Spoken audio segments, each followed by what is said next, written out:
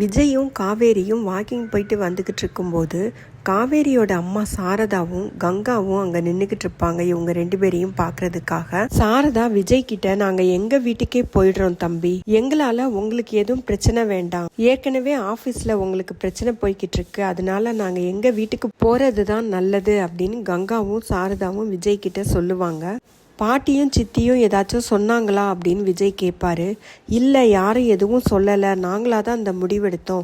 1 வாரம் இருக்கணும்னு வந்துட்டு இங்கேயே இருக்கிறோம். இப்போ எங்கள் கூட அந்த ஃபேமிலியும் வந்ததுனால உங்களுக்கு பெரிய சிரமமாக இருக்கும், வீட்டில் பெரியவங்கெல்லாம் இருக்காங்க, அதனால நாங்கள் கிளம்புறோம் அப்படின்னு சொல்லுவாங்க. விஜய் என்ன சொல்வாருன்னா, நான் ஆஃபீஸில் பிரச்சனை போய்கிட்டு இருக்கிறது என்னவோ உண்மைதான், அதை நாங்கள் ஃபேஸ் பண்ணிக்கிட்டு தான் இருக்கோம், நாங்களே சரி பண்ணிடுவோம், அதுக்காக நீங்கள் வீட்டை விட்டு போகிறதுக்கு என்ன சம்மந்தம் இருக்குது?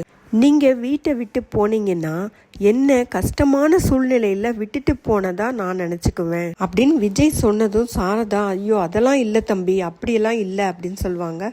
நீங்கள் கண்டிப்பாக இங்கே தான் இருந்து ஆகணும், நான் உங்களை வீட்டை விட்டு போகவே கூடாதுன்னு சொல்லலை, அதுக்கான சூழ்நிலை வரும்போது நானே உங்களை வீட்டில் கொண்டு வந்து விடுறேன், அது வரைக்கும் இங்கேயே இருங்க அப்படின்னு சொல்லிடுவார். விஜய் காவேரி கிட்ட, நீ பார்த்துக்கோ அப்படின்னு சொல்லிட்டு போனதும் காவேரி அவங்க அம்மா கிட்டேயும் கங்கா கிட்டேயும் என்ன விஷயம், யாராச்சும் ஏதாவது சொன்னாங்களா என்ன ஏதுன்னு கேட்பாங்க. இல்லவே இல்லை, நாங்களாக தான் இந்த முடிவெடுத்தோம் அப்படின்னு சொல்லுவாங்க.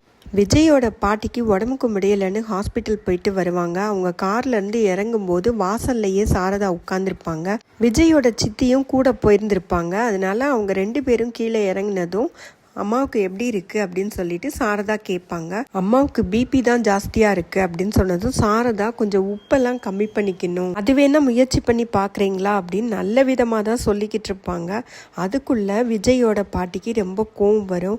எல்லாத்துக்கும் காரணம் நீங்கள் தான், நீங்கள் இங்கே வந்து இருக்கிறதுனால தான் எனக்கு பிபி அதிகமானது, என் பேரை இந்த வீட்டில் எவ்வளவு சந்தோஷமாக இருந்தான் தெரியுமா, நீங்கள் இங்கே வந்ததுக்கப்புறம் அவனோட மொத்த நிம்மதியும் போயிடுச்சு, எங்கள் கம்பெனியில் இப்படி ஒரு பிரச்சனை வந்ததே கிடையாது, எல்லாத்துக்கும் காரணம் நீங்களும் உங்கள் குடும்பமும் தான் அப்படின்னு திட்டிக்கிட்டு இருப்பாங்க. இது எல்லாத்தையும் முத்துமலர் சைடில் நின்று கேட்டுக்கிட்டே இருப்பாங்க.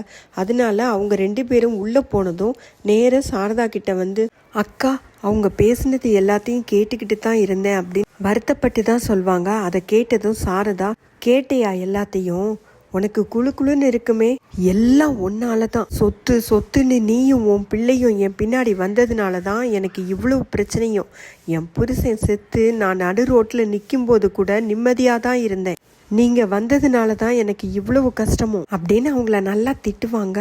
விஜயும் அவங்க ஆஃபீஸில் கஸ்டமர்ஸ் எல்லாத்தையும் நானே மீட் பண்ணுறேன், எல்லாத்தையும் வர சொல்லுங்க அப்படின்னு சொல்லுவாங்க.